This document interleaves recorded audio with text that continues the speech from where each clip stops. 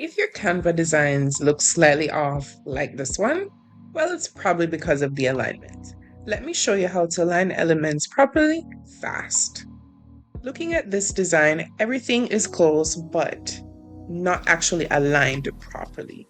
When you move an element, Canva shows pink guidelines.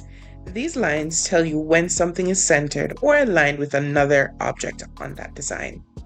If you don't see the pink lines, move slowly. They'll snap into place shortly. For precise alignment, use the position tool at the top. This instantly centers your element perfectly. To align multiple elements, press and hold Shift and select each element. After you select each element, then click Position in the top toolbar. You can align them left, center, or right, and keep everything perfectly straight. Another beginner mistake is uneven spacing.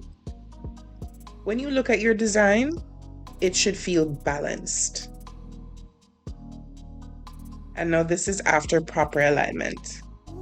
These are the same elements, just completely different professionalism.